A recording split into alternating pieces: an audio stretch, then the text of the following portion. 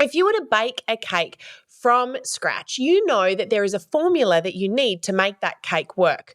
You're going to need a flour component, a binding agent, a flavoring component, and a sweetening component to make that cake work.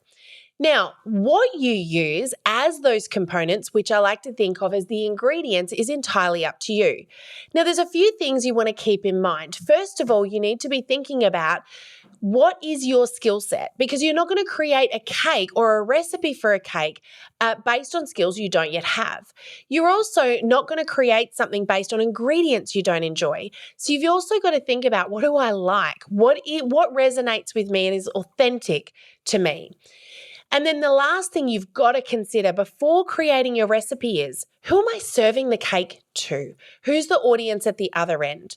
So you don't want to be giving, for example, my husband is gluten-free and dairy-free, and so I'm not going to give Greg a cake made with plain all-purpose flour. I'm going to have to use a slightly different ingredient in that recipe.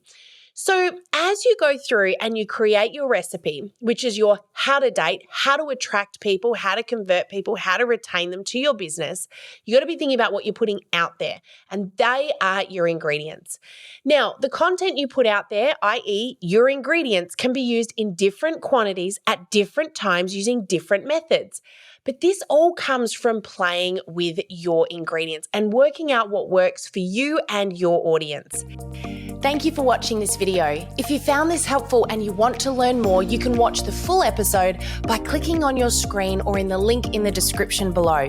Don't forget as well to subscribe to our YouTube channel so you don't miss any of our upcoming podcast episodes. I look forward to seeing you in the next one. Bye for now.